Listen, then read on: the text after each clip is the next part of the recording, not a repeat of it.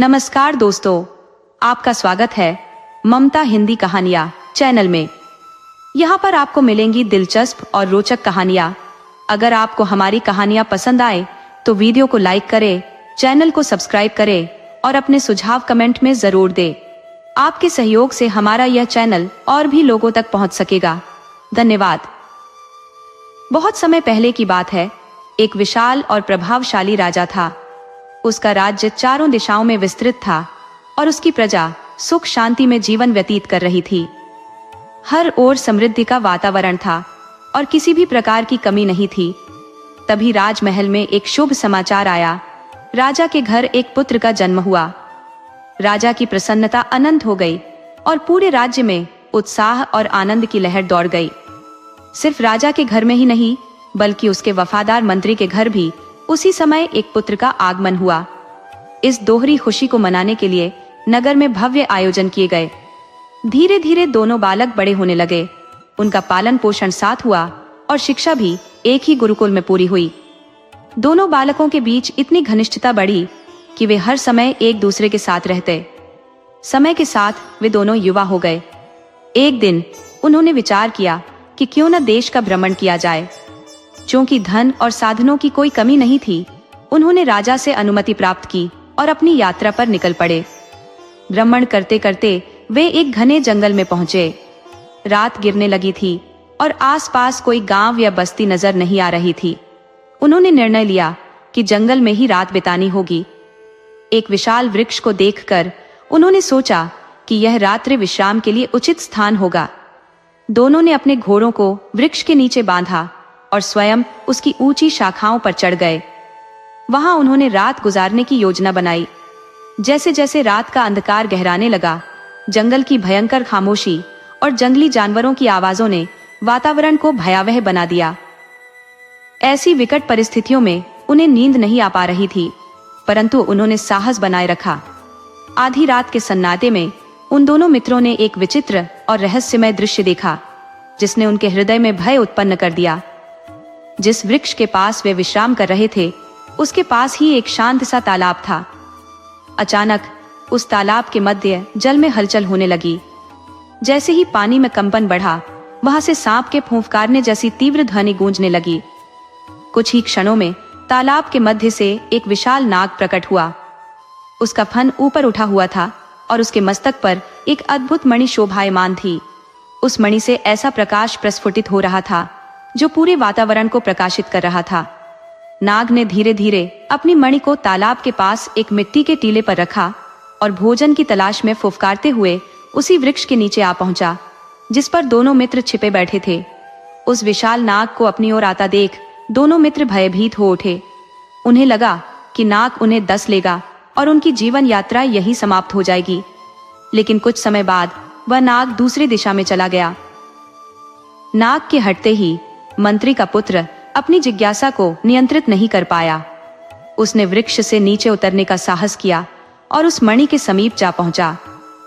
बचपन से कहानियों में सुनने के बाद अब वह उस दिव्य मणि को अपनी आंखों के सामने देख रहा था। उसने तत्काल निर्णय लिया और मणि को सुरक्षित करने की योजना बनाई। मंत्री के पुत्र ने सुना था कि इस प्रकार की मणि का प्रकाश छिपाने का एकमात्र उपाय इसे गोबर या घोड़े की लीद से ढकना है। संयोग से पेड़ के नीचे बंधे घोड़ों की लीद वहां उपलब्ध थी। उसने शीघ्रता से मणि को लीद से ढका और फिर फुर्ती से वापस वृक्ष पर चढ़ गया। कुछ समय बाद नाग वापस लौटा। उसने अपनी मणि को वहां न पाकर क्रोधित होकर अपनी पूंछ और फन को बार बार जमीन पर पटकना शुरू कर दिया। अपने क्रोध और निराशा में उसने अपने प्राण वहीं त्याग दिए। नाग के मरते ही दोनों मित्र राहत की सांस ले सके। प्रभात की पहली किरण के साथ राजा और मंत्री के पुत्र वृक्ष से नीचे उतरे। मंत्री के पुत्र ने मणि को उठाया और उसे साफ करने के लिए तालाब की ओर गया। जैसे ही उसने मणि को जल में धोया, एक अद्वितीय चमक चारों ओर फैल गई। उस प्रकाश की तीव्रता ने तालाब के तल को भी प्रकाशित कर दिया। तालाब की गहराई में दीवारों से घिरा एक भव्य महल दिखाई दिया। यह दृश्य देखकर मंत्री का पुत्र अपने मित्र राजा के पुत्र से बोला, आओ एक डुबकी लगाकर उस महल तक चले। राजा का पुत्र अत्यधिक भयभीत हो गया और कांपती आवाज में बोला, अगर वहां कोई राक्षस या दानव हुआ तो वो हमें निगल जाएगा। लेकिन मंत्री का पुत्र, जो साहसी और निडर था, उसने आत्मविश्वास भरे स्वर में उत्तर दिया, चलो, जो भी होगा देखा जाएगा। दोनों ने साहस बटोरकर तालाब में डुबकी लगाई। मंत्री के पुत्र के हाथ में वह मणि थी, जिसका प्रकाश चारों ओर फैल रहा था और वह उनके मार्ग को आलोकित कर रही थी। कुछ ही क्षणों में वे तालाब के गहराई में स्थित भव्य महल तक पहुंच गए। महल का मुख्य द्वार खुला हुआ था। उन्होंने भीतर प्रवेश किया, लेकिन वहां किसी भी इंसान का नामो निशान नहीं था। चारों ओर एक अद्वितीय बगीचा फैला हुआ था, जिसमें रंग बिरंगे फूल खिले हुए थे और फलों से लदे वृक्ष वातावरण को मोहक बना रहे थे। महल की दीवारें स्वर्ण की बनी हुई थी और उनमें बहुमूल्य हीरे जड़े हुए थे। महल के अंदर की हर वस्तु सोने की थी। ऐसा प्रतीत होता था मानो इस स्थान को इसके निवासी छोड़कर कहीं चले गए हों। घूमते घूमते दोनों मित्र एक भव्य कक्ष में पहुंचे। वहां उन्होंने देखा कि एक सोने के पलंग पर एक अत्यंत सुंदर युवती गहरी नींद में सो रही थी। उसकी त्वचा दूध सी सफेद और उम्र लगभग 16 वर्ष प्रतीत होती थी। उसकी अद्वितीय सुंदरता को देखकर वे विस्मित हो गए। कुछ समय बाद युवती ने अपनी आंखें मलते हुए उन्हें देखा और भयभीत होकर पूछा, तुम कौन हो और यहाँ कैसे आ गए? क्या तुम्हें नहीं पता कि यहाँ एक विशालकाय नाग रहता है? वह कभी भी आ सकता है और तुम्हें निगल जाएगा। मंत्री का पुत्र शांत स्वर में बोला, हमें यह झात है। लेकिन युवती को उनकी बातों पर विश्वास नहीं हुआ। तभी दोनों मित्रों ने एक साथ कहा, हमने उस सांप को देखा था और अब वह जीवित नहीं है। यह सुनकर युवती के चेहरे पर आश्चर्य और राहत का मिश्रित भाव उभरा। वह बिस्तर से उठकर बोली, यह कैसे संभव है? वह नाग जिसने मेरे माता पिता, भाई बहनों, सेवकों और सिपाहियों को निगल लिया, वह अब मर चुका है। मंत्री का पुत्र दृढ़ता से बोला, हाँ, वह नाग अब इस संसार में नहीं है। युवती इस समाचार से अत्यधिक प्रसन्न हुई और बार बार उन दोनों का धन्यवाद करने लगी। उसने हाथ जोड़कर विनती की, तुमने मुझे उस दुष्ट नाग से बचाया है, परंतु अब मुझे इस महल में अकेला छोड़कर मत जाओ। दोनों मित्रों ने आश्वासन दिया, हम तुम्हें कभी अकेला नहीं छोड़ेंगे। और इस प्रकार वे दोनों मित्र वहीं रहने लगे, उस अद्भुत महल में, उस युवती के साथ। लड़की जितनी अनुपम सौंदर्य की धनी थी, उतनी ही सौम्य और हृदय स्पर्शी उसका स्वभाव था। कुछ समय बाद राजा के पुत्र ने उसके साथ विवाह कर लिया। कुछ समय के पश्चात राजा के पुत्र ने विचार किया कि अब जबकि विवाह संपन्न हो गया है, क्यों न अपने देश लौट चला जाए। लेकिन वह अपने राज्य में शाही वैभव और भव्यता के साथ प्रवेश करना चाहता था। इस विचार को उसने अपने मित्र मंत्री के पुत्र से शेयर किया। राजा के पुत्र ने कहा, तुम पहले हमारे राज्य जाकर समस्त बातों की जानकारी मेरे पिता को दे देना। फिर हाथी, घोड़े, शाही सेना और पूजा अर्चना के साथ हमारे स्वागत की तैयारी करना। मेरी रानी और मैं राजसी ठाड़ बाट के साथ चलेंगे। मंत्री के पुत्र ने इसे सहर्ष स्वीकार कर लिया। तय योजना के अनुसार मंत्री का पुत्र तालाब से बाहर जाने की तैयारी में जुट गया। क्योंकि तालाब से बाहर जाने के लिए मणि की आवश्यकता थी, दोनों ने यह निर्णय लिया कि मणि लेकर वे बाहर जाएंगे। इसके पश्चात राजा का पुत्र अपनी पत्नी के साथ महल लौट आएगा और मंत्री का पुत्र अपने राज्य की ओर प्रस्थान करेगा। तय समय अनुसार दोनों तालाब से बाहर निकल आए। बाहर पहुंचकर मंत्री के पुत्र ने विदा ली और कहा कि वह कुछ दिनों के भीतर निश्चित तिथि पर लौट आएगा। राजा के पुत्र ने सहमति जताई और मणि लेकर अपनी पत्नी के पास तालाब के भीतर स्थित महल में लौट आया। मंत्री का पुत्र अपने राज्य लौटने के लिए सीधा मार्ग छोड़कर दूसरे मार्ग से गया, जिससे उसे अधिक समय लग गया। अपने राज्य में पहुंचकर वह भव्य तैयारियों में व्यस्त हो गया, जिससे वापसी में विलंब हो गया। उधर निर्जन महल में राजा का पुत्र अत्यंत व्याकुल होकर अपने मित्र की प्रतीक्षा करने लगा। एक दिन जब राजा का पुत्र दोपहर के भोजन के पश्चात गहरी नींद में था, तो उसकी पत्नी की नजर मणि पर पड़ी। उसने सोचा, मैंने कभी तालाब के बाहर की दुनिया नहीं देखी, क्यों न एक बार बाहर जाकर देखा जाए। उसके मन में इस विचार ने स्थान बना लिया कि वह बाहर की दुनिया की झलक ले और राजा के पुत्र के जागने से पहले लौट आए। साहस बटोरकर उसने मणि उठाई और तालाब के मार्ग से बाहर आ गई। बाहर की दुनिया देखकर वह अत्यधिक प्रफुल्लित हुई। तालाब के घाट की सीढ़ियों पर बैठकर उसने स्नान किया, इधर उधर घूमी और फिर महल लौट आई। धीरे धीरे उसका साहस बढ़ने लगा। अब यह उसकी दिनचर्या बन गई। दोपहर में जब उसका पति भोजन के पश्चात सो जाता तो वह मणि लेकर तालाब से बाहर निकलती, कुछ समय बाहरी दुनिया में बिताती और फिर महल लौट आती। एक दिन वह युवती तालाब से बाहर आई और अपने नित्यक्रम की भांति इधर उधर घूमने लगी। जिस राज्य की सीमा में वह तालाब स्थित था, उसी दिन वहां का राजा अपने पुत्र के साथ शिकार के उद्देश्य से आया हुआ था। राजा और राजकुमार ने तालाब के समीप ही अपना शिविर स्थापित किया। दोपहर के समय जब राजा और उनके साथी भोजन आदि में व्यस्त थे, राजकुमार अकेले घूमते घूमते तालाब के किनारे आ पहुंचा। वहीं पास में एक वृद्धा सूखी लकड़ियां एकत्रित कर रही थी। वह अत्यंत निर्धन थी और लकड़ियां बेचकर ही अपने जीवन यापन का साधन जुटाती थी। उसी समय वह युवती मणि लेकर तालाब की सीढ़ियों पर बैठी हुई थी। अचानक उसकी दृष्टि राजकुमार और वृद्धा पर पड़ी। उन्हें देख वह घबराकर तुरंत तालाब में डुबकी लगाकर अपने जल महल में लौट गई। महल पहुंचकर उसने राहत की सांस ली, लेकिन उधर राजकुमार उसकी अद्वितीय सुंदरता पर विमोहित हो गया। ऐसी रूपवती कन्या उसने जीवन में पहले कभी नहीं देखी थी। उसकी मात्र एक झलक ने राजकुमार को स्तंभित कर दिया। जब वह युवती जल में समा गई तो राजकुमार मानो निर्जीव मूर्ति की भांति तालाब के किनारे खड़ा रह गया। उसके मन में केवल एक विचार बार बार कौंध रहा था, काश यह दिव्य सुंदरता मेरी पत्नी बन जाती। युवती के लौटने की प्रतीक्षा में वह वहीं ठिठका खड़ा रहा, लेकिन उसकी कामना पूरी नहीं हुई। धीरे धीरे राजकुमार की मनोदशा विक्षिप्त सी हो गई।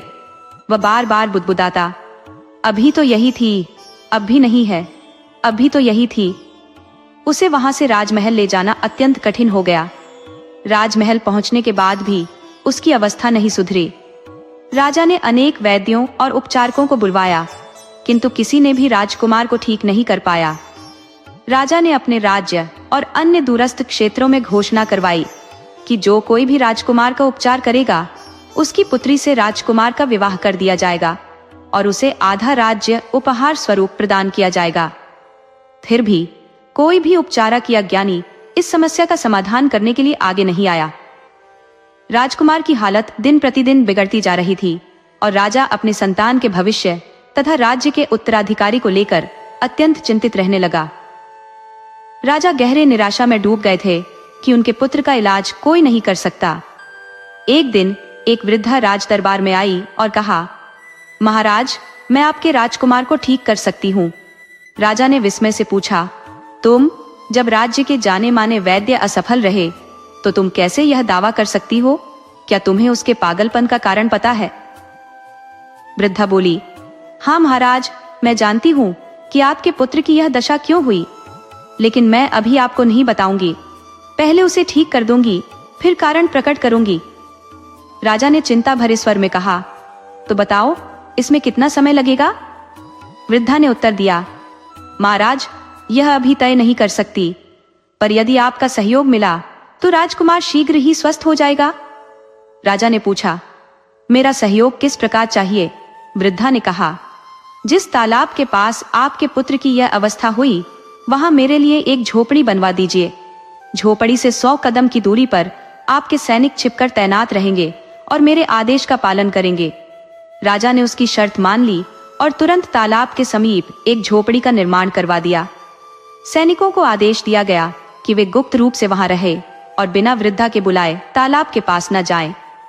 वृद्धा ने राजा से कहा, महाराज, एक बात और, आपने वचन दिया है कि जो आपके पुत्र को ठीक करेगा उससे राजकुमार का विवाह होगा, पर मेरी कोई बेटी नहीं है। राजा ने कहा, तो फिर क्या चाहते हो? वृद्धा ने उत्तर दिया, मेरे पुत्र का नाम भोला है, वह आपकी बेटी से विवाह करेगा। राजा चौंके और पूछा, यह कैसा पुत्र है तुम्हारा? वृद्धा ने उत्तर दिया, भोला पागल है, वह कभी कभी घर से भाग जाता है, सिर्फ एक लंगोटी पहनता है और शरीर पर कीचड़ मल लेता है। जब घर लौटता है तो दरवाजे पर खड़े होकर उछल कूद करता है। उसकी बातें कोई नहीं समझ पाता, लेकिन मैं, उसकी माँ, उसे समझती हूँ। राजा ने वृद्धा की शर्त मान ली।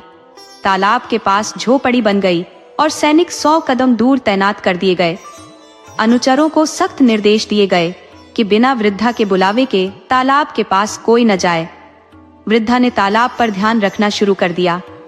राजमहल के जलमग्न हिस्से में, जहां पुत्र अपनी पत्नी संग मंत्री पुत्र की प्रतीक्षा में समय व्यतीत कर रहा था, वहां किसी को मंत्री पुत्र का कोई अता पता नहीं था। उस दिन की घटना के पश्चात वह लड़की जिसने एक बार तालाब का जल छोड़ा था, उसने फिर से बाहर कदम नहीं रखा। भाग्य के विचित्र खेल को कौन समझ सकता है। दोपहर के भोजन पश्चात जब राजकुमार गहरी निद्रा में डूबा हुआ था, वह लड़की मणि को अपने हाथ में थामे तालाब की सीमा पार कर बाहर निकली।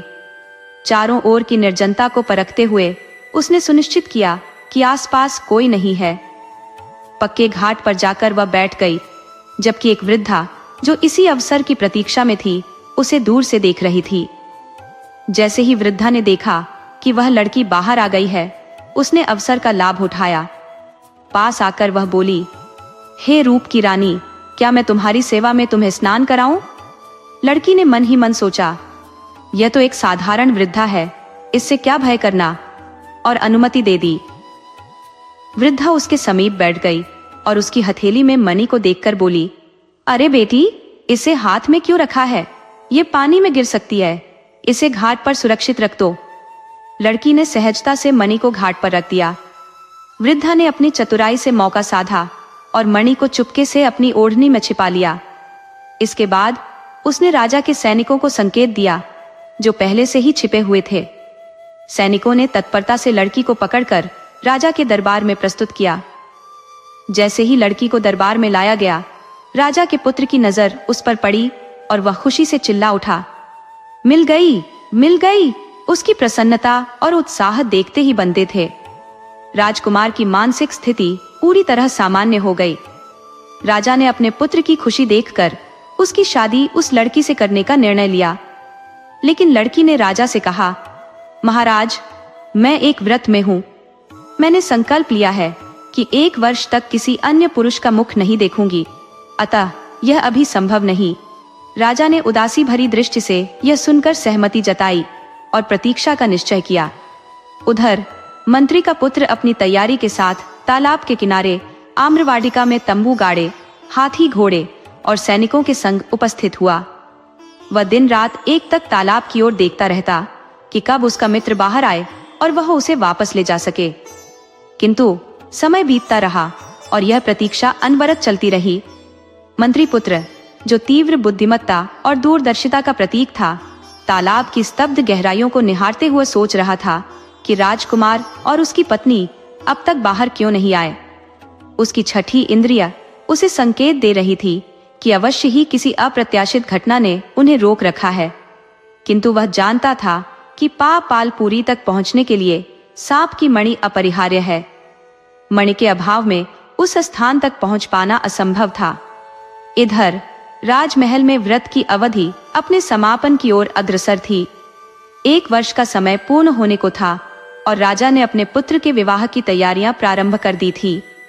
नगर की सड़कों को दीपमालाओं और पुष्पों से सुसज्जित किया जा रहा था। हलवाइयों ने भांति भांति के व्यंजनों की तैयारी आरंभ कर दी थी।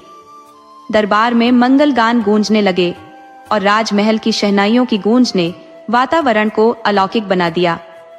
इस हर्षोल्लास के स्वर जब मंत्री पुत्र के कानों तक पहुंचे तो उसने तत्काल एक राहगीर से पूछा, भाई, यह उल्लास कैसा है? शहनाइयों की यह गूंज किस अवसर पर है? राहगीर ने उत्तर दिया, राजकुमार का विवाह एक अद्वितीय जल कन्या से होने जा रहा है, उसी की तैयारियां चल रही हैं। मंत्री पुत्र इस वार्ता से सब कुछ समझ गया। उसने तय किया कि पहले वह नगर जाकर समस्त रहस्योद्घाटन करेगा। नगर पहुंचने पर उसने एक ब्राह्मण के घर में शरण ली। ब्राह्मण ने उसका हार्दिक स्वागत किया, उसे भरपेट भोजन कराया और विश्राम हेतु एक कक्ष प्रदान किया। विश्राम के पश्चात मंत्री पुत्र ने ब्राह्मण से पूछा, हे ब्राह्मण देवता, कृपया बताएं, इस नगर में इतनी भव्य तैयारियां क्यों हो रही हैं? ब्राह्मण ने प्रत्युत्तर में कहा, लगता है तुम इस नगर में नवीन हो। हमारे निकटवर्ती जंगल में एक तालाब है जहां से एक विलक्षण जल कन्या को पकड़ा गया है। अब राज्य के राजकुमार का विवाह कल उसी कन्या के साथ संपन्न होगा। इसी कारण नगर में यह अभूतपूर्व उल्लास है। ब्राह्मण की बातों को ध्यान पूर्वक सुनते हुए मंत्रीपुत्र ने अधिक जानकारी जुटाने का प्रयास किया। उसने पूछा, इस जल कन्या को पकड़ने की कथा क्या है और राजा ने उस बुढ़िया को क्या वचन दिया था जिसने राजकुमार को ठीक किया? ब्राह्मण ने उसे विस्तार से बताया कि कैसे राजा शिकार करते हुए जंगल पहुंचा था और राजकुमार की मानसिक स्थिति बिगड़ गई थी। फिर एक वृद्धा ने जल कन्या को पकड़कर राजकुमार को स्वस्थ कर दिया। किंतु ब्राह्मण ने यह भी बताया कि वृद्धा का बेटा भोला अचानक लापता हो गया था और राजा का वचन अब तक पूर्ण नहीं हुआ। मंत्रीपुत्र ने इस सारी जानकारी को आत्मसात किया और मन ही मन अगले कदम की योजना बनाने लगा। बुढ़िया ने कहा कि जब उसका बेटा आएगा तभी वह देखेगी कि वह कैसा है। मंत्रीपुत्र ने उत्सुकता पूर्वक पूछा, बुढ़िया का बेटा कैसा दिखता है? इस पर ब्राह्मण ने उत्तर दिया, उसकी कद काठी बिल्कुल तुम्हारे समान है, परंतु वह केवल एक लंगोटी धारण करता है। उसका संपूर्ण शरीर राख से ढका रहता है और वह हाथ में पेड़ की एक डाल लेकर अपनी माँ के घर के सामने उछल उछल कर नाचता है। वह निरंतर कहता रहता है, यह नहीं होगा, यह नहीं होगा, क्योंकि वह पागल है। यह सुनकर मंत्रीपुत्र ने मन ही मन एक युक्ति गढ़ी। उसने ब्राह्मण से विदा ली और नगर के बाहर चला गया। थोड़ी देर बाद वह बुढ़िया के पागल बेटे का भेष धारण कर नगर में लौट आया। उसने अपने तन पर राख मल ली, लंगोटी पहन ली और हाथ में पेड़ की एक डाल लेकर बुढ़िया के घर के सामने नाचने लगा। उसकी हरकतें और शब्द बिल्कुल असली भोला की तरह थे। उसकी आवाज सुनकर बुढ़िया की खुशी का ठिकाना न रहा। उसने उसे पहचानने में भूल कर दी और उसे अपना ही बेटा समझ लिया। उसने प्रसन्न होकर कहा, बेटा, भगवान ने मेरी सुन ली, अब मुझे छोड़कर मत जाना, मैंने तेरे लिए बहुत कुछ सोचा है। मंत्रीपुत्र, जो नकली भोला बनकर आया था, केवल नहीं होगा, नहीं होगा कहता रहा ताकि उसका भेद न खुल सके। बुढ़िया ने उसे समझाते हुए कहा, तू मेरे साथ रह, मैं तेरा विवाह राजा की बेटी से करवाऊंगी। मंत्रीपुत्र ने भोला का अभिनय करते हुए विवाह के लिए सहमति दे दी। इसके बाद बुढ़िया ने बताया कि उसने तालाब से एक अत्यंत सुंदर जल कन्या को पकड़कर रखा है। उसने मंत्रीपुत्र से पूछा, तू सांप की मणि देखेगा? मंत्रीपुत्र ने भोलेपन से कहा, देखूंगा, देखूंगा। नाचते नाचते उसने यह बात दोहराई ताकि बुढ़िया को कोई संदेह न हो। बुढ़िया ने अपनी कमर के कपड़े में छिपाकर रखी हुई मणि निकाली और उसे दिखाया। जैसे ही मणि बाहर आई, मंत्रीपुत्र ने उसे अपनी चतुराई से झपटकर अपनी अंटी में छुपा लिया। बुढ़िया अपने बेटे की शादी के ख्वाबों में इतनी मग्न थी कि उसे इसका आभास ही नहीं हुआ। वह खुशी खुशी अपने तथाकथित बेटे को लेकर राजमहल पहुंच गई, यह सोचते हुए कि अब उसका सपना साकार होने वाला है। जिस कमरे में राजकन्या थी, उसी में बुढ़िया ने अपने बेटे को बैठा दिया। सांझ ढलने पर उसने उसे घर लौटने के लिए कहा, लेकिन वह टस से मस नहीं हुआ। बार बार वह यही दोहराने लगा, यहीं रहूंगा, यहीं रहूंगा। बुढ़िया ने बहुत प्रयास किया, परंतु वह टस से मस नहीं हुआ। थक हार कर बुढ़िया ने पहरेदारों से उसका ध्यान रखने को कहा और स्वयं अकेली लौट गई। रात्रि में जब पूरा महल गहरी निद्रा में डूबा था, मंत्रीपुत्र, जो भेष बदलकर आया था, चुपके से राजकन्या के पास पहुंचा। उसने अपना असली परिचय दिया। राजकन्या ने आंसुओं से भरी आंखों से प्रार्थना करते हुए कहा, मुझे यहाँ से ले चलो, मेरा उद्धार करो। मैं विवाहित हूँ और दूसरी बार विवाह नहीं कर सकती। मेरी मान्यताएं मुझे बांधती है। तालाब में भी लौटना अब संभव नहीं। मंत्रीपुत्र ने उसे आश्वस्त किया, चिंता मत करो, मैं तुम्हें यहाँ से अवश्य मुक्त करूंगा। इस भेष में आने का कारण भी यही है। आज रात ही हमें यहाँ से निकलना होगा। राजकन्या ने उत्तर दिया, तुम्हारे जैसा रक्षक मेरे लिए और कौन हो सकता है। इसके बाद मंत्रीपुत्र ने नकली भोला का अभिनय शुरू कर दिया। वह बार बार खिड़की के बाहर आता और उछल कूद मचाने लगता। पहरेदार पहले तो सतर्क हुए, लेकिन फिर आपस में कहने लगे, ये तो पागल है, इसे छोड़ दो, ये पूरी रात यही करेगा। वे लापरवाह होकर सो गए। मंत्रीपुत्र ने इस अवसर का लाभ उठाया। उसने राजकन्या को अपनी पीठ पर बांधकर खिड़की से बाहर निकलने का साहसिक कार्य किया। वे तेजी से तालाब के किनारे पहुंचे। वहां उन्होंने पहले से तैयार की गई योजना के अनुसार राजकन्या को सुरक्षित स्थान पर पहुंचाया। जल्दी जल्दी वह राजकुमार को भी महल से बाहर निकाल लाया। क्योंकि उसने पहले ही हाथी, घोड़े और सैन्य बल को वापस भेज दिया था, वे पैदल ही जंगल की ओर बढ़े। मंत्री पुत्र ने राजकुमार को सारी परिस्थिति समझाई और कहा, हमें शीघ्रता से यह जंगल पार करना होगा। वे दिन रात पैदल चलकर अपने देश की दिशा में बढ़ते रहे। कई दिन बीत गए, लेकिन आबादी का कोई निशान नहीं मिला। भूख और थकान से जूझते हुए उन्होंने अपने धैर्य और साहस को नहीं छोड़ा। एक घने जंगल के बीच एक विशाल वट वृक्ष की छाया में तीनों ने रात बिताने का निर्णय लिया। जंगल इतना विस्तृत और निर्जन था कि मीलों तक कोई बस्ती या गांव का नामो निशान नहीं था। यात्रा की थकान से राजकुमार और उसकी पत्नी राजकुमारी दोनों शीघ्र ही गहरी निद्रा में लीन हो गए। मंत्री पुत्र पहरेदारी के लिए जागता रहा।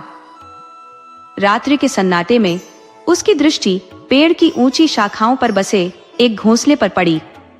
वहां एक चिढ़ा और चिड़िया बैठे आपस में बातचीत कर रहे थे। मंत्री पुत्र ने ध्यान लगाकर उनकी वार्ता सुनी। चिड़िया ने कहा, मंत्री पुत्र ने बड़ी चतुराई से राजकुमार और उसकी पत्नी को संकट से बाहर निकाल तो लिया, लेकिन क्या वे सुरक्षित अपने देश पहुंच पाएंगे? चिड़ा बोला, मैं देख रहा हूं कि उनकी राह में अनेक भयंकर विपत्तियां खड़ी हैं।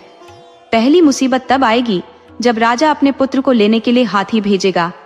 जैसे ही राजकुमार हाथी की पीठ पर चढ़ेगा, वह नीचे गिरकर अपनी जान गंवा देगा। चिड़िया ने पूछा, यदि कोई राजकुमार को हाथी पर चढ़ने से रोक दे तो क्या वह बच जाएगा? चिड़ा उत्तर दिया, हाँ, तब वह इस खतरे से बच जाएगा, परंतु दुर्भाग्य उसका पीछा नहीं छोड़ेगा। दूसरी विपत्ति राजमहल के सिंहद्वार पर उसकी प्रतीक्षा कर रही है। जैसे ही वह द्वार से प्रवेश करेगा, द्वार टूटकर गिर पड़ेगा और उसकी मृत्यु हो जाएगी।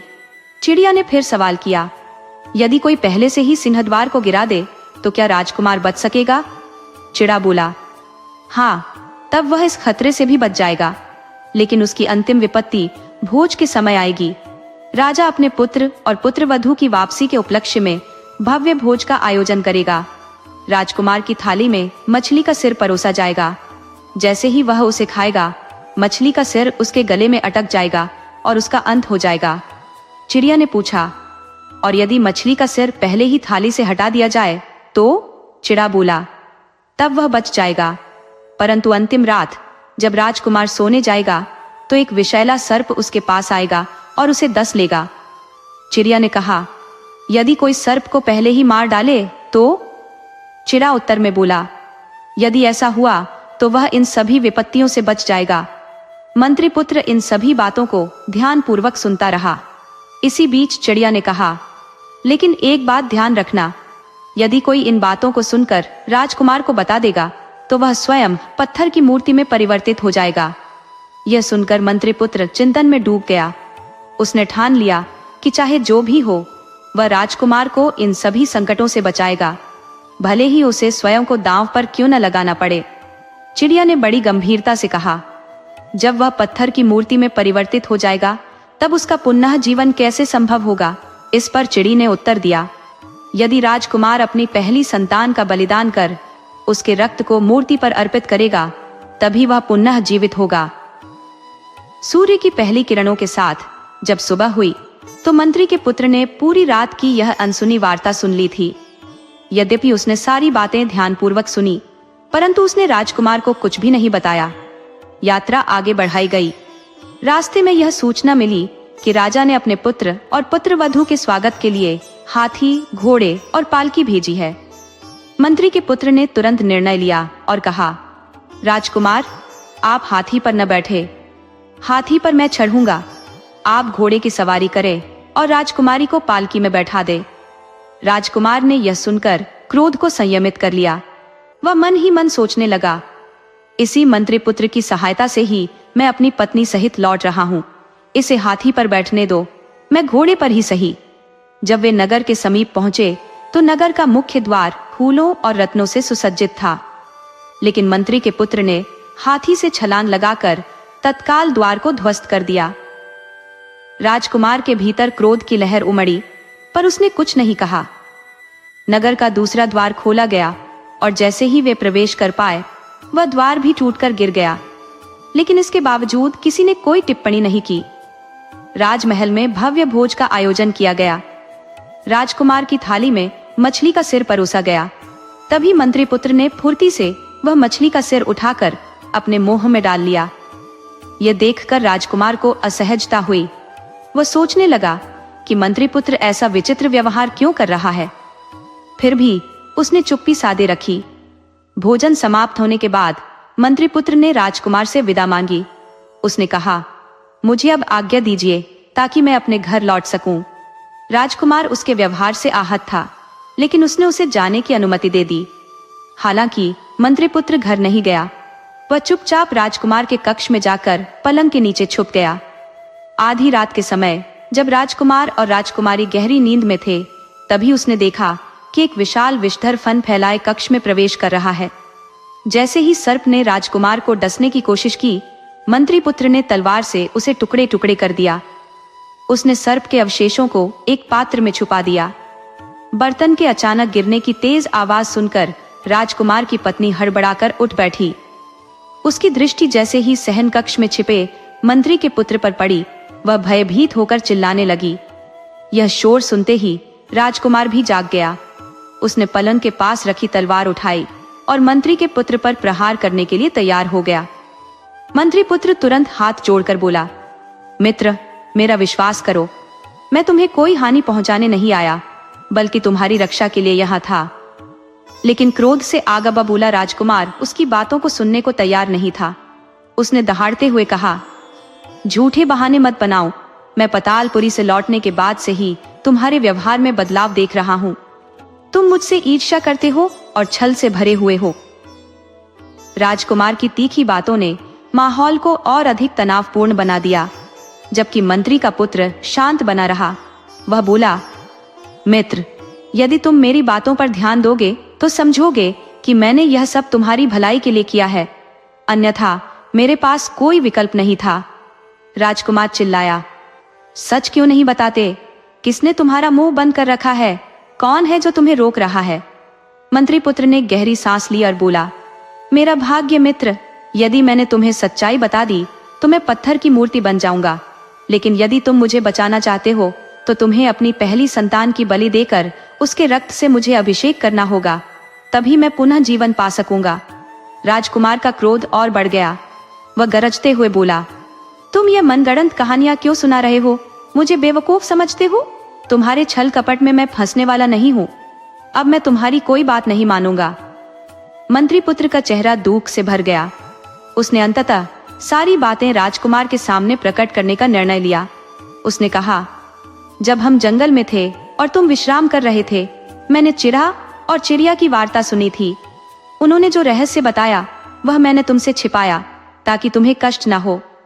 जैसे ही मंत्री पुत्र ने यह सत्य राजकुमार को बताया, उसके शरीर का हर अंग धीरे धीरे सफेद होने लगा। आखिरी शब्द कहते ही वह पूरी तरह से एक संगमरमर की मूर्ति में परिवर्तित हो गया। राजकुमार की आंखों से पश्चाताप के आंसू बहने लगे। उसने अपने मित्र की निस्वार्थता को महसूस किया और खुद को कोसते हुए कहा, मुझे अपने मित्र पर विश्वास करना चाहिए था। उसने अपनी मित्रता निभाई, लेकिन मैं कितना स्वार्थी निकला। अब राजकुमार ने ठान लिया कि वह अपने मित्र को पुनः जीवन दिलाने के लिए किसी भी हद तक जाएगा। उसके भीतर एक नए सिरे से अपने मित्र के प्रति गर्व और समर्पण का भाव जाग उठा। कुछ समय बीतने के उपरांत राजकुमार की पत्नी ने एक अद्वितीय रूप सौंदर्य वाले पुत्र को जन्म दिया। उस नवजात को देखकर माता पिता के हृदय में अपार आनंद का संचार हुआ, किंतु कक्ष के एक कोने में खड़ी मंत्री के पुत्र की श्वेत पत्थर की मूर्ति को देखकर उनका हृदय विदीर्ण हो उठता।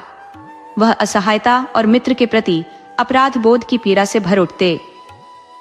राजकुमार और उनकी पत्नी अपने पुत्र को अपार स्नेह और ममता से देखती, किंतु यह विचार कि उसी पुत्र का बलिदान उनके मित्र के जीवन का एकमात्र मार्ग है, उनके मन को मथता रहता। पुत्र के रक्त से मित्र को पुनर्जीवन देने का निश्चय राजकुमार ने दृढ़ता से कर लिया, लेकिन उसकी पत्नी अपने हृदय के अंश को खोने का साहस नहीं जुटा पा रही थी। वह कहती, मैं अपने लाल के जीवन को इस प्रकार नष्ट होते हुए नहीं देख सकती। पुत्र, जो इतना हृष्ट पुष्ट और सौम्य था कि उसकी मुस्कान मात्र से थकी हुई माँ की सारी क्लांति क्षण भर में विलीन हो जाती। माँ के लिए जीवन का स्रोत था। राजकुमार ने अपनी पत्नी को समझाते हुए कहा, हम अपने मित्र के महान त्याग को कैसे भूल सकते हैं। उसने हमारे लिए अपने जीवन का बलिदान दिया। क्या हम अपने पुत्र का जीवन देकर उसकी यह उदारता नहीं चुका सकते। आखिरकार तलेजे पर पत्थर रखकर राजकुमारी अपने पुत्र का बलिदान देने के लिए राजी हो गई। माँ ने अपने बालक को गले से लगाकर अंतिम बार उसकी मासूमियत को महसूस किया। फिर राजकुमार ने भारी मन और कंपाते हाथों से तलवार उठाई और पुत्र का जीवन समाप्त कर दिया। पुत्र का रक्त मूर्ति पर अर्पित किया गया। जैसे ही रक्त मूर्ति को स्पर्श करता है, मंत्री का पुत्र पत्थर से जीवित मनुष्य में परिवर्तित हो गया। उसने अपने जीवन के लौटने पर आभारी होते हुए चारों ओर देखा, लेकिन जैसे ही उसकी दृष्टि कटी हुई बालक की देह पर पड़ी, वह चीत्कार कर उठा।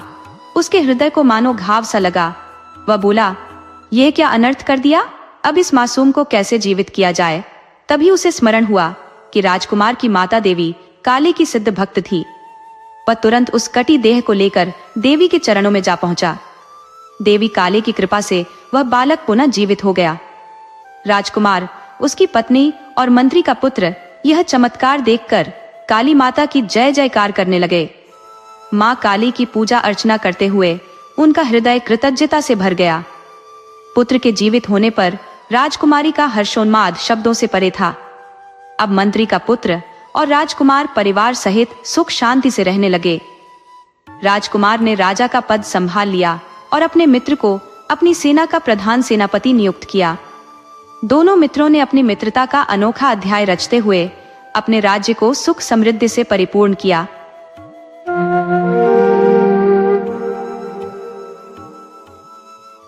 एक छोटे से गांव में एक साधारण किसान अपनी धर्मपत्नी और नन्हे से पुत्र संग निवास करता था। किसान अत्यंत सरल स्वभाव का था और अपने कृषि कार्यों में निमग्न रहता था। जो फसल उपजती उसी को बाजार में बेचकर वह अपने परिवार का भरण पोषण करता। उसकी पत्नी भी अत्यंत धार्मिक और पूजा अर्चना में प्रवृत्त थी। वह घर के कार्यों में व्यस्त रहती और अवकाश मिलने पर खेतों में पति का हाथ बटाती, साथ ही अपने पुत्र का पालन पोषण भी करती।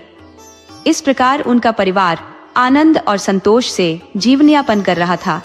एक दिन किसान खेत में खुदाई करने पहुंचा।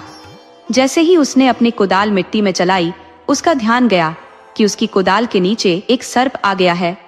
दुर्भाग्यवश कुदाल की चोट से सर्प ने वहीं प्राण त्याग दिए।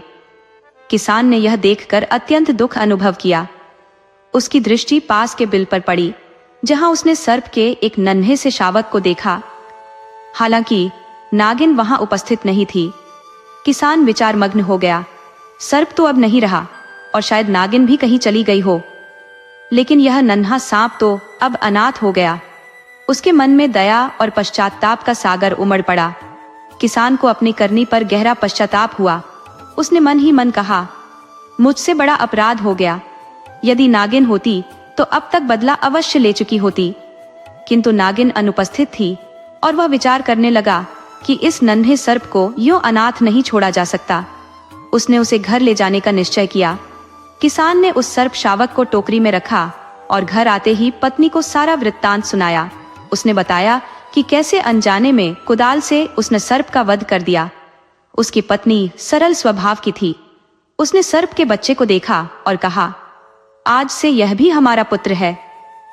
इस प्रकार किसान और उसकी पत्नी ने सर्प शावक को अपने परिवार का हिस्सा बना लिया।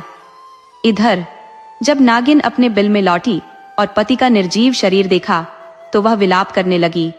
उसकी आंखों से अश्रुधारा बह निकली। नागिन ने सोचा कि संभवतः उसके बच्चे का भी अंत हो गया होगा। उसे इस बात की भनक तक नहीं थी कि किसान ने उसके बच्चे को जीवित रखा है। उसने पति के शव के समक्ष प्रतिज्ञा की, जिसने तुम्हें मारा है मैं उसे और उसके परिवार के हर सदस्य को समाप्त कर दूंगी, तभी तुम्हारी आत्मा को शांति मिलेगी। नागिन ने बदला लेने का प्रण लिया। अगले दिन जब किसान अपने खेतों में गया तो नागिन ने उसकी गतिविधियों पर नजर रखी। उसने कुदाल पर लगे खून के धब्बे देखे और समझ गई कि यह वही व्यक्ति है जिसने उसके पति का वध किया। नागिन उसके पीछे पीछे चल दी। दोपहर को जब किसान भोजन के लिए घर लौटा, नागिन भी उसके पीछे घर तक आ गई। किसान के अंदर जाते ही उसकी पत्नी ने फुर्ती से दरवाजा बंद कर लिया। नागिन ने प्रतीक्षा की, लेकिन जब घर का कोई द्वार नहीं खुला तो उसने भीतर प्रवेश का कोई और मार्ग ढूंढना शुरू किया। तभी किसान की पत्नी ने खिड़की खोली और नागिन चुपके से घर के अंदर घुस गई। घर के कोने में छिपकर उसने देखा कि किसान का छोटा पुत्र खेल रहा है। उसने मौके का लाभ उठाया और बच्चे को डस लिया। जैसे ही नागिन खिड़की के रास्ते बाहर जाने लगी, किसान घर लौट आया। उसने नागिन को भागते हुए देख लिया और चीखते हुए कहा, इसने मेरे बेटे को डस लिया है। उसकी पत्नी ने भी नागिन को देखा और भय से कांप उठी। बच्चे की हालत बिगड़ने लगी और किसान का हृदय डर और क्रोध से भर गया। किसान की पत्नी अपने बेटे के पास दौड़कर पहुंची और दोनों चीखने चिल्लाने लगे। किसान को समझ आ गया था कि यह नागिन ही होगी जो अपने पति की मृत्यु का प्रतिशोध लेने आई है। जब उन्होंने अपने बेटे को देखा तो उसके शरीर में नाग के डंक के निशान स्पष्ट दिखाई दिए। गांव इतना छोटा था कि वहां अस्पताल की कोई सुविधा नहीं थी। शहर का अस्पताल दूर था और किसान की आर्थिक स्थिति इतनी खराब थी कि वह तुरंत वहां तक पहुंचने के साधन जुटा नहीं सका। बच्चा विष के प्रभाव से तड़पने लगा। उसका मुंह झाग से भर गया और देखते ही देखते उसने दम तोड़ दिया। अपने इकलौते बेटे की मृत्यु से किसान और उसकी पत्नी पूरी तरह टूट गए। वे बेटे का अंतिम संस्कार करने के बाद गहरे शोक में डूब गए। किसान ने पत्नी को सांत्वना देते हुए कहा, अब हमारे पास जो सांप का बच्चा है उसे ही अपने बेटे की तरह पालेंगे। जाओ। दोनों ने यह ठान लिया कि वे उसे उसी तरह प्यार देंगे जैसे अपने मृत पुत्र को दिया करते थे। उधर नागिन ने यह दृश्य देखा तो वह आवेश और पछतावे के मिश्रित भावों से भर गई। उसने जब देखा कि किसान और उसकी पत्नी सांप के बच्चे को अपने पुत्र की तरह दूध पिला रहे हैं तो उसकी आंखें नम हो गई। नागिन को महसूस हुआ कि उसने प्रतिशोध की भावना में आकर निर्दोष बच्चे की जान ले ली, जबकि ये दोनों उसके अपने बच्चे को सच्चे हृदय से पाल रहे हैं। नागिन ने यह सोचा, अगर मैंने अपने बच्चे को इनकी गोद में देखा होता तो शायद मैं इस घर के चिराग को बुझाने की गलती नहीं करती। अपने किए पर पछताते हुए वह वहां से चली गई, लेकिन उसका मन अभी भी शांति नहीं पा सका। अब किसान और उसकी पत्नी सांप के बच्चे को अपना मानकर उसकी देखभाल में जुट गए। रोजाना उसे दूध पिलाते और बड़े स्नेह से उसका पालन करते। नागिन अक्सर छिपकर यह सब देखती और उनकी निस्वार्थ ममता को देखकर उसकी आंखों से आंसू बहने लगते। एक दिन नागिन ने मन में ठान लिया कि वह भगवान से अपने की माफी मांगेगी। वह एक मंदिर पहुंची और वहां श्रद्धा से परिक्रमा करते हुए प्रार्थना करने लगी, हे प्रभु, मैंने प्रतिशोध के आवेग में आकर इनके बच्चे की जान ले ली। मुझे क्षमा कर दीजिए और मेरे अपराध का बोझ हल्का कीजिए। इस तरह नागिन के हृदय में पछतावे और कृतज्ञता का संचार हुआ और किसान व उसकी पत्नी ने सांप के बच्चे को अपनी ममता का प्रतीक मान लिया। किसान और उसकी पत्नी अपने टूटे हुए जीवन में किसी तरह सांत्वना खोजने का प्रयास कर रहे थे कि तभी किसी ने उनके दरवाजे पर दस्तक दी। किसान की पत्नी ने तुरंत पति को सूचना दी।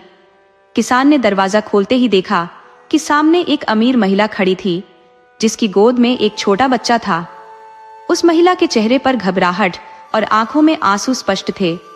उसने हाथ जोड़ते हुए किसान से कहा, कृपया हमारे बच्चे की मदद करें।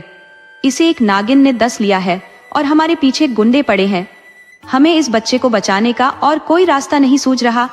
भगवान आपका भला करेगा। किसान और उसकी पत्नी ने बिना एक शब्द कहे बच्चे को गोद में ले लिया और दरवाजा बंद कर दिया।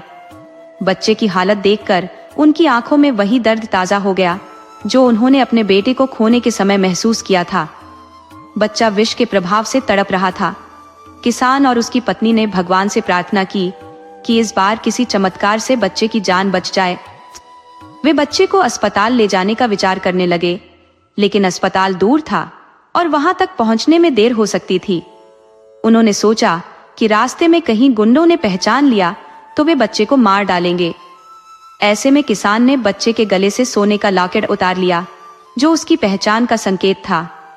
इसी बीच खिड़की के बाहर से नागिन पूरी घटना देख रही थी। उसने अपनी मणि गिराई और किसान की नजर उस पर पड़ी। किसान ने बिना किसी सोच विचार के मणि को उठाया और बच्चे के डंके हुए स्थान पर लगा दिया। मणि ने तुरंत जहर खींच लिया और बच्चा होश में आ गया। किसान और उसकी पत्नी ने जल्दी से हल्दी मिला हुआ दूध लाकर बच्चे को पिलाया। बच्चे की जान बच जाने पर उनकी खुशी का ठिकाना नहीं था। उन्होंने उसे अपने बेटे के रूप में स्वीकार कर लिया। उधर नागिन, जो इस दृश्य की गवाह थी, अपनी भावनाओं में उलझ गई। कुछ समय बाद सेठ सेठानी, जो बच्चे के माता पिता थे, की खबर आई कि वे चौराहे पर मरे हुए पाए गए। बच्चा अब पूरी तरह से अनाथ हो गया था। किसान और उसकी पत्नी ने यह सोचकर उसे अपना लिया कि भगवान ने उनके आंगन को फिर से उजाले से भर दिया। नागिन, जो अब तक दूर से यह सब देखती आ रही थी, इस बार साधु बाबा का रूप धरकर किसान के घर आई। उसने दरवाजा खटखटाया। किसान की पत्नी ने उसे अंदर बुलाया और उनके लिए भोजन पाने की व्यवस्था करने लगी। साधु बाबा बने नागिन ने पत्नी से पूछा, बेटी, तुम्हारे कितने बेटे हैं? किसान की पत्नी ने उत्तर दिया, हमारे 2 बेटे हैं। नागिन ने चालाकी से कहा, लेकिन मुझे तो एक ही बेटा दिखाई दे रहा है। पत्नी ने आत्मविश्वास से कहा, बाबा, हमारा दूसरा बेटा वह सांप का बच्चा है। जैक्स, हमने उसे अपने पुत्र के समान स्वीकार किया है। वह अब हमारा परिवार है। नागिन की आंखें छलक आईं। उसने महसूस किया कि उसके प्रतिशोध और घृणा ने उसे कितना गलत मार्ग दिखाया था। किसान और उसकी पत्नी के निस्वार्थ प्रेम ने उसे पश्चाताप के गहरे सागर में डुबो दिया। साधु बाबा के वेश में छिपी नागिन ने अपना असली मकसद प्रकट करते हुए कहा, मुझे इस सांप के बच्चे को सौंप दो, नहीं तो मैं तुम्हें और तुम्हारी पत्नी को खत्म कर दूंगा। यह सुनकर किसान की पत्नी, जो भीतर से बेहद सशक्त और अपने बच्चों के प्रति समर्पित थी, फूट फूट कर रो पड़ी। उसने कहा, बाबा, मेरे बच्चे मेरी प्राणों से भी प्रिय है। आप चाहे तो मुझे मार दें, लेकिन मैं अपने बच्चों को नहीं छोड़ सकती। जब किसान ने यह झगड़ा सुना तो वह बाहर आया और बाबा से पूछा, आपकी समस्या क्या है बाबा? बाबा ने क्रोधित स्वर में कहा, तुमने इस सांप के बच्चे को क्यों अपने घर में पाल रखा है? इसे मुझे दे दो। किसान ने हाथ जोड़ते हुए कहा, बाबा, हम आपकी सेवा और सत्कार करने को तैयार है। जो भी चाहिए आप ले ले, लेकिन हमारे बच्चों पर यह आरोप मत लगाइए। ये बच्चा अब हमारा बेटा है और हम इसे किसी भी कीमत पर नहीं देंगे। साधु बाबा ने उन्हें धमकी दी, अगर तुमने मेरी बात नहीं मानी तो मैं तुम्हें और तुम्हारी पत्नी दोनों को मार डालूंगा। इस पर किसान ने अपनी पत्नी की ओर देखते हुए कहा, बाबा, आप चाहें तो मेरी जान ले सकते हैं, लेकिन मेरी पत्नी को छोड़ दीजिए। मेरे बच्चों को उसकी आवश्यकता है। वे अभी बहुत छोटे हैं और उनकी परवरिश मेरी पत्नी ही कर सकती है। इसके बाद बाबा ने कहा, अगर ऐसा है तो वह मणि मुझे दे दो जो तुम्हारे पास है। किसान ने सहजता से कहा, बाबा, मेरे लिए उस मणि का कोई उपयोग नहीं है, आप इसे ले सकते हैं। किसान ने मणि बाबा को सौंप दी। जब बाबा बाहर आया और अपने असली स्वरूप में नागिन में परिवर्तित हुआ तो उसने देखा कि किसान और उसकी पत्नी उसके बच्चे को अपने बेटे की तरह प्रेम और देखभाल दे रहे थे। नागिन यह देखकर संतुष्ट हो गई कि उसका बच्चा सुरक्षित और प्रेमपूर्ण हाथों में है। नागिन अपने पति के पास गई और कहा, आज मेरा जीवन धन्य हो गया। मैंने अपना वचन पूरा किया और अपने बच्चे को एक सुरक्षित भविष्य सौंप दिया। अब मेरे लिए इस संसार में कोई उद्देश्य शेष नहीं है। मैं तुम्हारे पास आ रही हूँ। इतना कहकर नागिन ने अपने प्राण त्याग दिए। जब किसान ने यह दृश्य देखा तो वह समझ गया कि यह नागिन केवल अपनी परीक्षा लेने और अपने बच्चे को देखने आई थी। उसने अपनी पत्नी के साथ मिलकर नागिन और उसके पति सांप के शरीरों को उठाया और उन्हें एक साथ अग्नि में समर्पित कर दिया, जिससे उनकी आत्मा को मुक्ति मिल गई। अब किसान और उसकी पत्नी के जीवन से सभी भय और चिंताएं समाप्त हो चुकी थी। मणि ने उनके जीवन में समृद्धि और स्थायित्व लाया। उनके घर में अब किसी चीज की कमी नहीं थी। किसान और उसकी पत्नी अपने दोनों बेटों के साथ सुख शांति के जीवन का आनंद लेने लगे। उनकी मेहनत और निस्वार्थ प्रेम ने उनके जीवन को सार्थक बना दिया।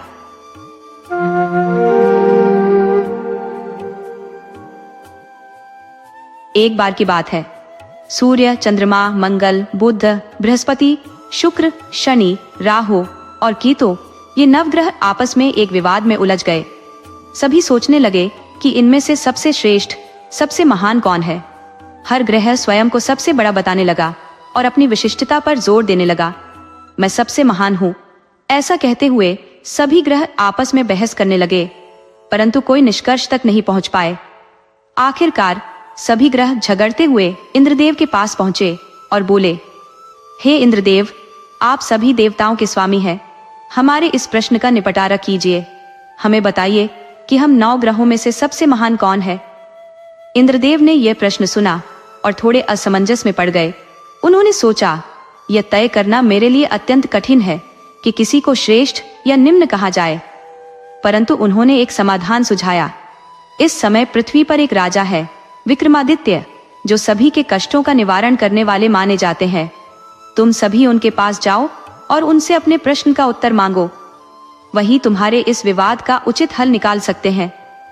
इंद्रदेव की सलाह पर सभी ग्रह पृथ्वी लोक में राजा विक्रमादित्य की सभा में उपस्थित हुए और अपनी समस्या उनके सामने रख दी। ग्रहों ने राजा से विनम्रता पूर्वक निवेदन किया, हे राजन, कृपया हमारी इस उलझन का समाधान करें। राजा विक्रमादित्य ने उनकी समस्या को ध्यान पूर्वक सुना और सोच में डूब गए। उन्होंने विचार किया, किसी को छोटा या बड़ा कहना मेरे लिए कठिन है, परंतु विवाद का समाधान तो करना ही होगा। इसलिए राजा विक्रमादित्य के मन में एक युक्ति उपजी। उन्होंने सोना, चांदी, कांसा, पीतल, रजत, सीसा, टिन, जस्ता, अभ्रक और लोहे की 9 पट्टियां बनवाई और उन्हें पंक्ति में सजा दिया। फिर राजा ने ग्रहों से कहा, आप सभी अपने अपने आसनों पर विराजमान हो। जिसकी पट्टी सबसे आगे होगी उसे मैं श्रेष्ठ मानूंगा और जो सबसे पीछे होगी उसे सबसे छोटा। संयोगवश सबसे अंतिम आसन लोहे का था, जिसे देखकर शनिदेव समझ गए कि राजा ने उन्हें सबसे छोटा समझा है। यह बात शनिदेव को कुपित कर गई और उन्होंने क्रोधित होकर राजा से कहा, तुम मेरे प्रचंड प्रभाव से परिचित नहीं हो। मैं सूर्य की राशि में 1 माह, चंद्रमा की राशि में 2.5 दिन, बृहस्पति की राशि में 13 महीने, मंगल की राशि में 1.5 महीना, शुक्र की राशि में 1 महीना रहता हूँ और राहु केतु, जो विपरीत दिशा में चलते हैं, वे एक राशि में 18 महीने रहते हैं, पर मैं एक राशि में 7.5 वर्ष तक रह सकता हूँ। मैंने बड़े बड़े देवताओं तक को अपने प्रभाव से नहीं बख्शा है। यहाँ तक कि जब भगवान राम पर 7.5 आई तब उन्हें वनवास सहना पड़ा। रावण पर जब यह दशा आई तब उसका संपूर्ण लंका का विनाश हुआ। विक्रमादित्य ने निडरता से उत्तर दिया, जो भी मेरे भाग्य में लिखा है वही घटित होगा। यह सुनकर अन्य सभी ग्रह प्रसन्नता पूर्वक अपने अपने लोक को लौट गए, परंतु शनिदेव कुपित होकर वहां से प्रस्थान कर गए।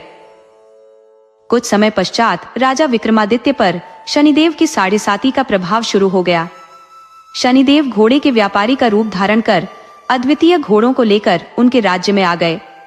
राजा के सैनिकों ने यह सूचना दी कि एक घोड़ा व्यापारी राजमहल आया है और श्रेष्ठ नस्ल के घोड़े बेच रहा है। राजा ने उसे बुलवाया और एक अत्यंत सुंदर घोड़े का चयन किया। जैसे ही उन्होंने उस घोड़े पर सवारी की, घोड़ा उन्हें घने जंगल में बहुत दूर तक ले गया और अंततः राजा को अकेला छोड़कर अंतर्ध्यान हो गया। जंगल में भटकते हुए राजा भूख प्यास से परेशान थे कि उन्हें एक ग्वाला दिखा, जिसने उन्हें पानी पिलाया। प्रसन्न होकर राजा ने अपनी उंगली से सोने की अंगूठी निकालकर उसे भेंट दी और आगे की राह पर बढ़ चले। भटकते भटकते वे चंद्रसेन के राज्य में पहुंचे। चंद्रसेन, जिनसे राजा विक्रमादित्य ने युद्ध में विजय प्राप्त की थी और माफ कर दिया था, उसी पुराने वैर के कारण विक्रमा नामक किसी भी व्यक्ति को मृत्युदंड दिलवाते थे। जब नगर वासियों को यह पता चला कि राजा विक्रमादित्य नगर में है, तो उन्होंने उन्हें पहचानने से इनकार कर दिया और पागल समझकर पत्थरों से मारने लगे। उनके वस्त्र फट चुके थे, हाथ पैर से रक्त बह रहा था, इसलिए लोग उन्हें विक्षिप्त मान रहे थे। तभी लकड़ी का एक व्यापारी उन्हें देख सहायता के लिए आगे आया और अपने साथ ले गया। उस दिन व्यापारी के व्यापार में आश्चर्यजनक वृद्धि हुई और उसने अच्छा धन अर्जित किया। उस दिन सेठ ने अपने सभी लकड़ी के व्यापार को बेच दिया और उसने राजा विक्रमादित्य को भाग्यशाली व्यक्ति मानकर अपने घर भोजन का निमंत्रण दिया। भोजन करते हुए राजा की दृष्टि एक अद्भुत दृश्य पर गई। उन्होंने देखा कि घर में लटकी हुई खूंटी एक कीमती हार को निगल रही है। भोजन के पश्चात सेठ को घर में वह हार नहीं मिला और उसे संदेह हुआ कि इसके पीछे वही अतिथि है, क्योंकि उसके घर में उस समय और कोई नहीं आया था। राजा ने बार बार इनकार किया कि उन्होंने हार नहीं चुराया है, परंतु सेठ ने उनकी बात को अनसुना कर दिया और शोर मचाकर अन्य लोगों को इकट्ठा कर लिया। सभी ने सलाह दी कि इस व्यक्ति को राजा चंद्रसेन के समक्ष प्रस्तुत किया जाए। सेठ विक्रमादित्य को लेकर राजा चंद्रसेन के दरबार में पहुंचा। राजा चंद्रसेन ने कहा, तुम्हारी सूरत से तो तुम भले व्यक्ति प्रतीत होते हो, परंतु सेठ का कहना है कि चोरी करने का अवसर तुम्हें ही मिला था। राजा ने आदेश दिया कि विक्रमादित्य के हाथ पैर काट दिए जाए। समय के साथ एक तेली ने विक्रमादित्य को अपने घर ले जाकर चारपाई पर बिठा दिया, जहां विक्रमादित्य अपनी मधुर आवाज में मल्हार राग गाने लगे।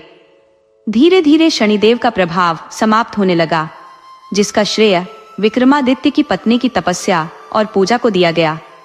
एक बरसात की रात को विक्रमादित्य का गाया हुआ मल्हार राग नगर की राजकुमारी के कानों में पड़ा और वह मोहित हो उठी।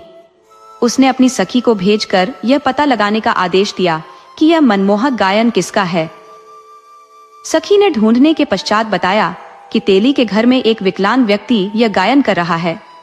राजकुमारी ने मन ही मन संकल्प कर लिया कि वह उसी व्यक्ति से विवाह करेगी।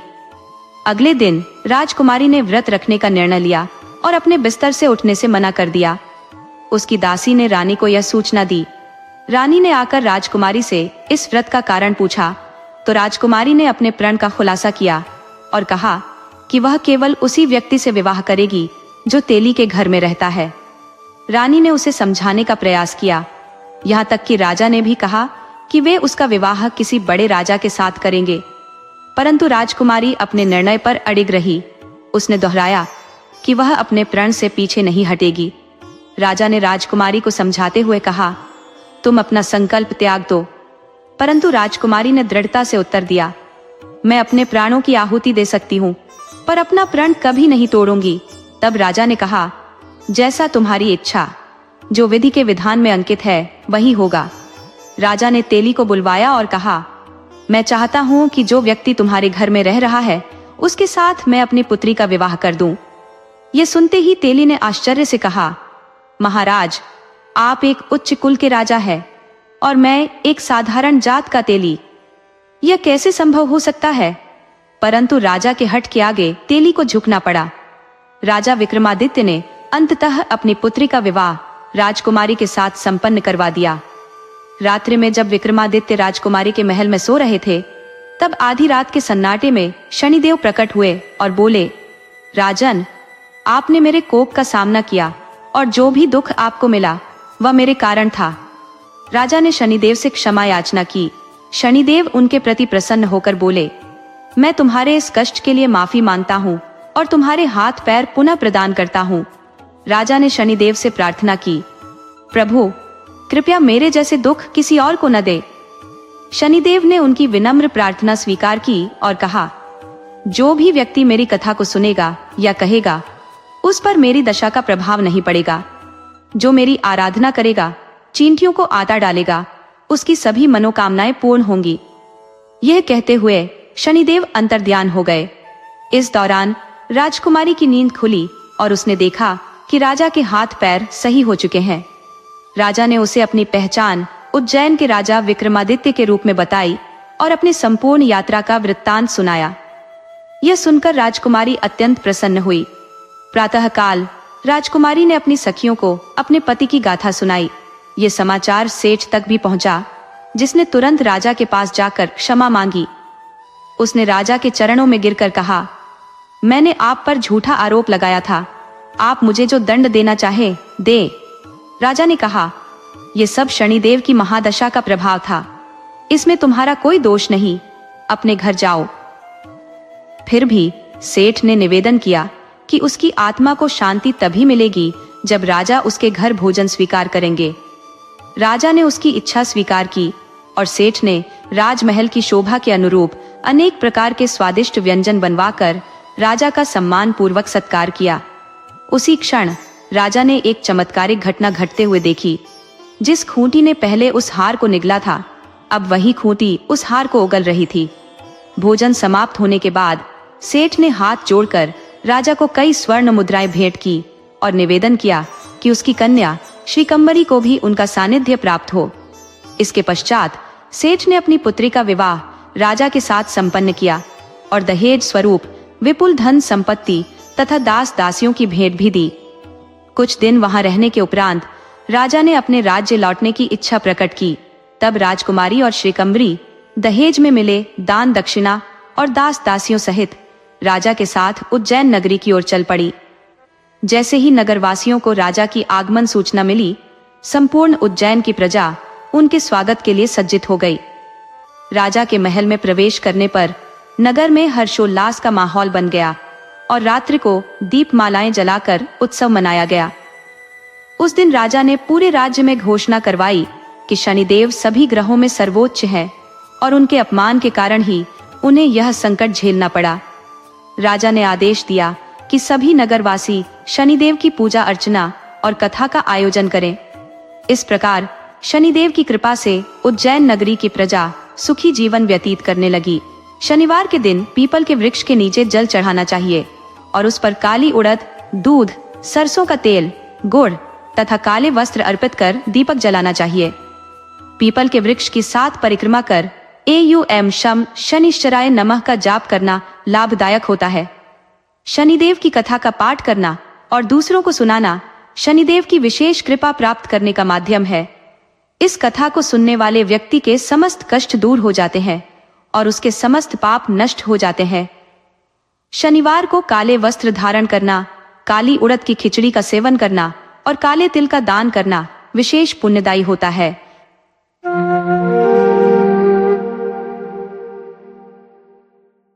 बहुत समय पहले की बात है। एक छोटे से गांव में एक व्यक्ति निवास करता था। वह संसार के मोह माया से पूर्णतः निराश हो चुका था। उसके अंतर्मन में विचार उठा कि वह सब कुछ त्याग कर गृहस्थ जीवन का परित्याग कर दे। उसने सोचा, जीवन विशाल है और मैं वहीं रहूंगा जहां प्रभु मेरी व्यवस्था करेंगे। जो भी मिलेगा उसे स्वीकार कर लूंगा। दूसरी ओर एक और व्यक्ति था जिसके विचार भी लगभग समान थे। उसने भी सोचा, घर को छोड़ दूं और जैसा ईश्वर चाहेंगे वैसे ही जीऊंगा। जो भी उनका प्रसाद स्वरूप मिलेगा उसी से संतोष करूंगा। दोनों व्यक्तियों ने बिना किसी को सूचित किए चुपचाप अपने अपने घरों का त्याग कर दिया। पहले व्यक्ति का नाम रामानंद था और दूसरे का नाम कृष्णानंद। न उन्होंने अपने परिवारजनों को कुछ बताया, न ही पीछे मुड़कर देखा। इस तरह भटकते भटकते उन्हें 8-10 दिन बीत गए। एक दिन संयोगवश दोनों एक ही स्थान पर आ पहुंचे। बातचीत करते हुए उन्होंने अपने अपने अनुभव शेयर किए और जाना कि उनके विचारों में अद्भुत सामंजस्य है। उनकी धारणाएं इतनी मेल खाती थी कि उन्होंने निर्णय लिया कि अब वे ईश्वर की खोज में साथ साथ यात्रा करेंगे। इस तरह दोनों सन्यासी साधुओं का वेश धारण कर सांसारिक बंधनों से मुक्त हो गए। वे गांव-गांव, नगर-नगर भटकते, भिक्षा मांगते और अपने प्रभु की भक्ति में लीन रहते।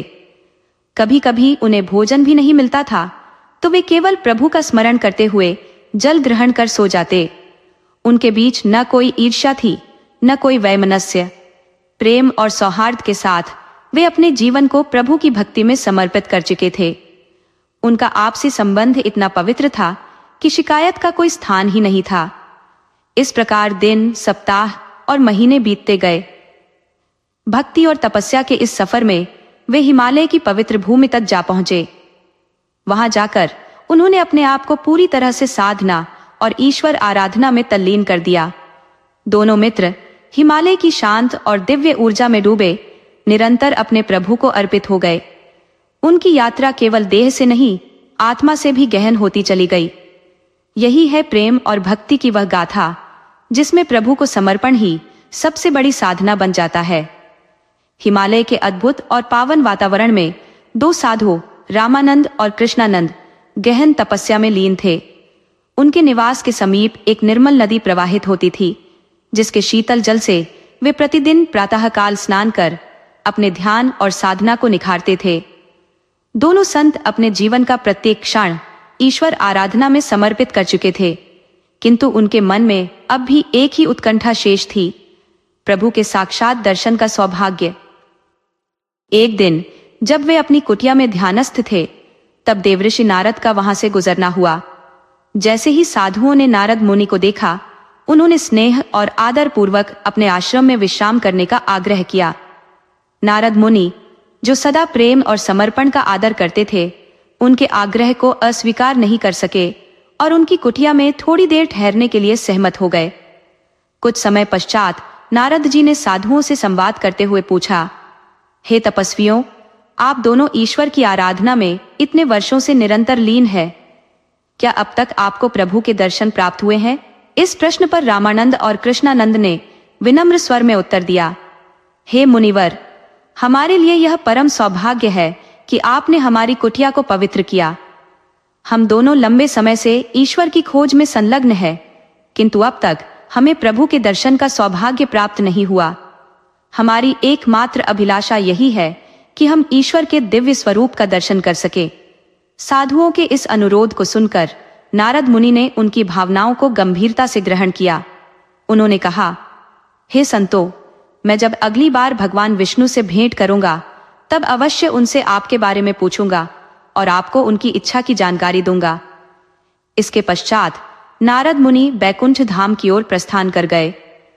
नारायण नारायण के मधुर उच्चारण के साथ वे बैकुंठ पहुंचे और भगवान विष्णु तथा माता लक्ष्मी को प्रणाम कर उनका आशीर्वाद लिया। भगवान विष्णु, जो सदा सर्वज्ञ हैं, नारद जी के आगमन के उद्देश्य को भली भांति जानते थे। उन्होंने मुस्कुराते हुए पूछा, हे मुनिवर, आज आपका यहाँ आगमन किस कारण से हुआ है?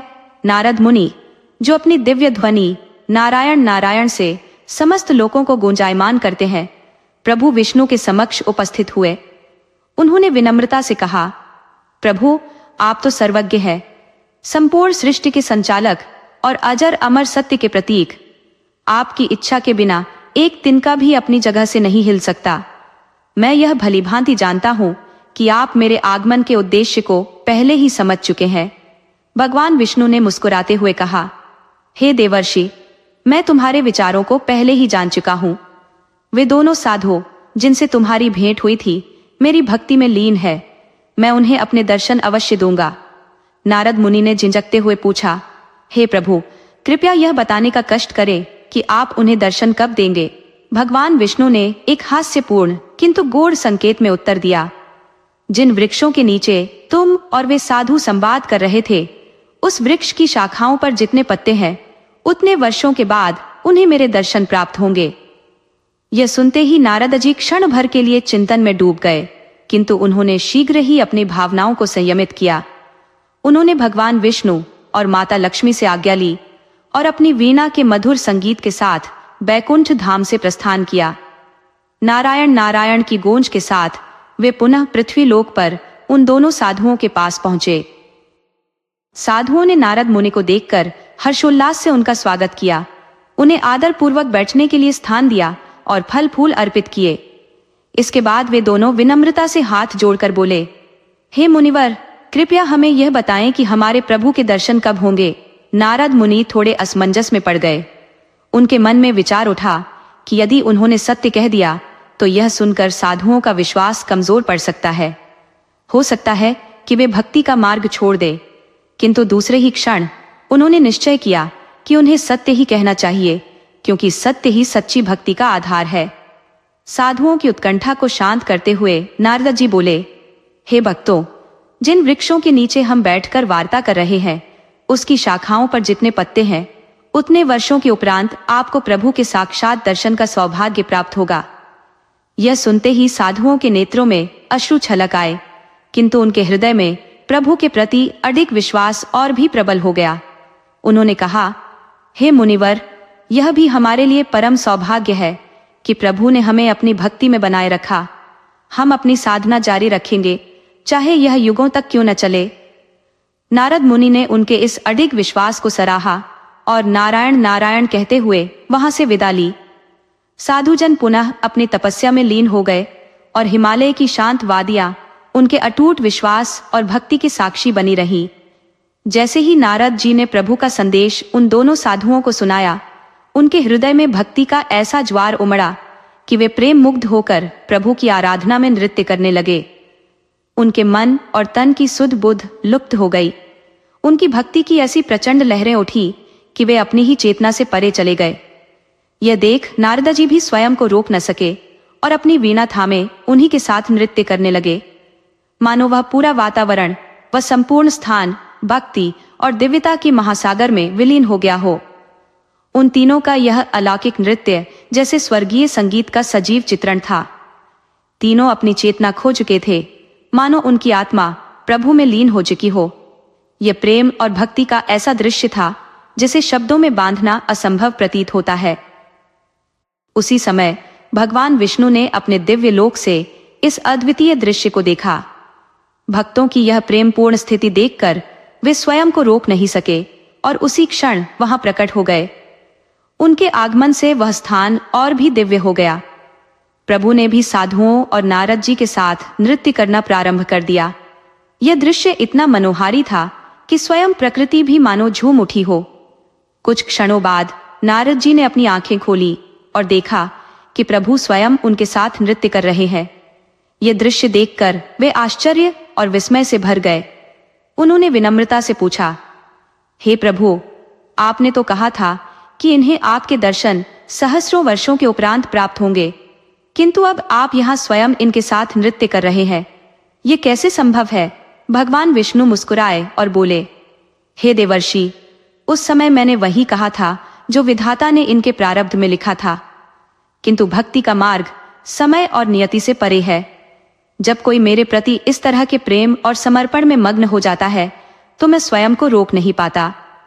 मेरे लिए उनके प्रेम का आवाहन किसी भी नियम से अधिक महत्वपूर्ण है। भगवान ने आगे कहा, जो भी सच्चे मन से मुझे पुकारेगा, प्रेम से भरे हृदय से मुझे स्मरण करेगा, वह मुझे तुरंत प्राप्त कर लेगा। भक्ति का मार्ग उन सभी बंधनों से परे है जो समय और कर्म ने बनाए हैं।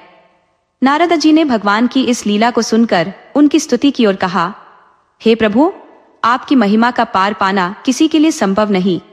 आपकी लीलाएं अनंत और अद्भुत है। ये कहकर नारद जी फिर से नृत्य करने लगे। उन साधुओं के लिए यह क्षण उनके जीवन का चरम आनंद था।